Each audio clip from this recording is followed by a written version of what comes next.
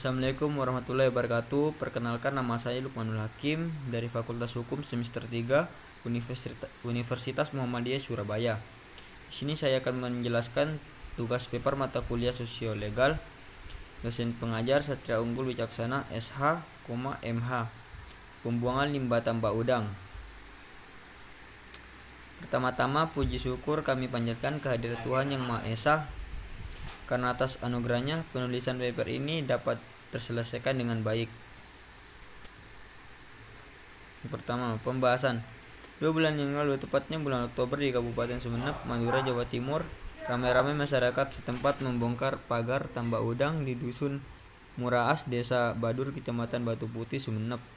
Pembongkaran pagar tambak udang di atas lahan sekitar 1000 meter persegi berlangsung pada Selasa 12 Oktober 2021.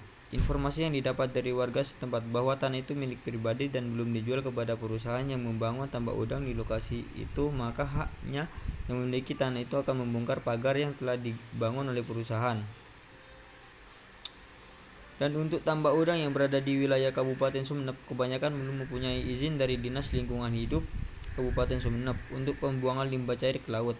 Hal itu sering diberlakukan peraturan pemerintah (PP) nomor 22/2021 sebagai turunan dari Undang-Undang nomor 11/2020 tentang Cipta Kerja. Dalam aturan, semua perusahaan tambak udang wajib memiliki perstek (persetujuan teknis) yang mengatur tentang pembuangan limbah cair ke laut.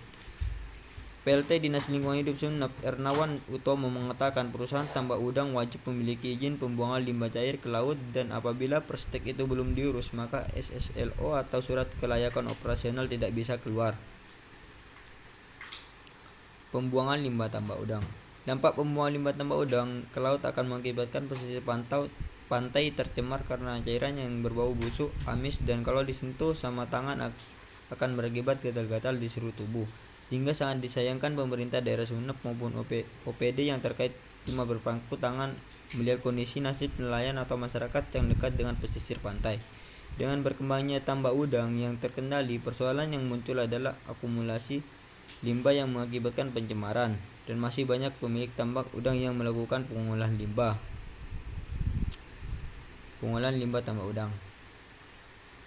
Sebenarnya cukup banyak alternatif pengolahan limbah tambak udang yang bisa dilakukan. Tidak semata menetralisir limbah sehingga cukup aman untuk dibuang.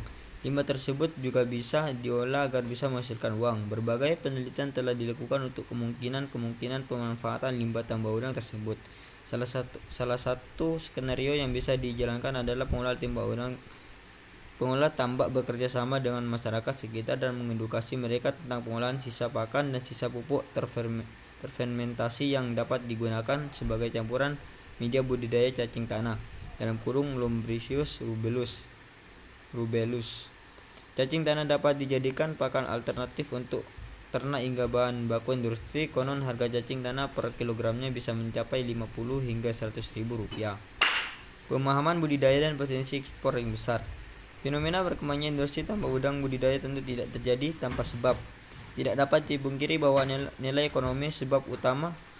Faktanya udang termasuk komoditas ekspor yang sangat bernilai. Kementerian Kelautan dan Perikanan (KKP) Republik Indonesia dalam program percepatan pengembangan tambak udang nasional menyebutkan bahwa total produksi udang mencapai 517.397 ton dengan nilai produksi sebesar 36,22 triliun rupiah pada 2019 lalu. Pemerintah melalui KKP menarget produksi dapat naik sebesar 250% menjadi 1.290.000 ton dengan nilai 90,30 triliun pada 2024 mendatang. Jika perizinan tambak udang dimudahkan, tentu akan membantu pemerintah untuk menjadikan Indonesia sebagai eksportir udang terbesar di dunia. Selain itu juga dapat mencegah bermunculnya tambak udang ilegal. Sekian dari saya, mengucapkan terima kasih. Assalamualaikum warahmatullahi wabarakatuh.